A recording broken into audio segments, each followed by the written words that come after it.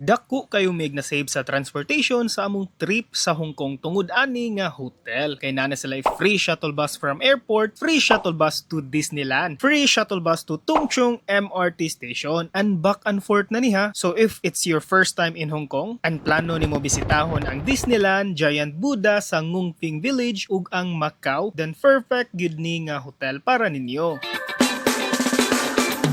Mauday ni ang Regala Sky City Hotel ug duol ra gyud ni sa airport and convenient pa gyud kay naa sila booth gyud sa arrival area if you need assistance. Dako ang hotel, elegante ug nindot pod ang ilang lobby.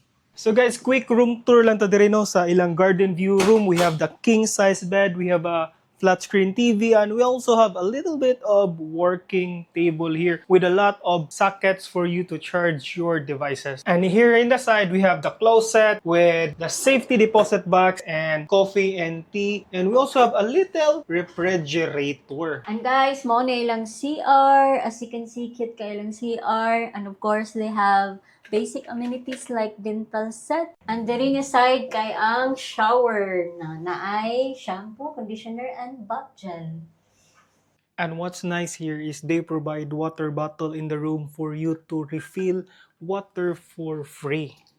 Perfect kayo ni kay mahal jud kayo ang tubig diri sa Hong Kong. Save na mo daan kani pa lang. Naa ni sila bar, na swimming pool, na ay money changer, na apagyoy gamay nga vending machine for instant nga foods. Na-book ni namo sa Klook for 6,000 pesos per night nya gigamitan sa nako sa code nga lumad Cebuano Klook para na ay discount. For me, sulit na ni kay included na ang breakfast with enough selection gyud. I will really recommend this accommodation kay convenient kayo. Sa plate tea o sa breakfast pa lang, sulit savings na gyud kaayo ni. Make sure lang to check their trip schedule sa ilang free shuttle buses kay on time gini sila mularga ug naa pa gani nakadungan nga mga silingan sa do.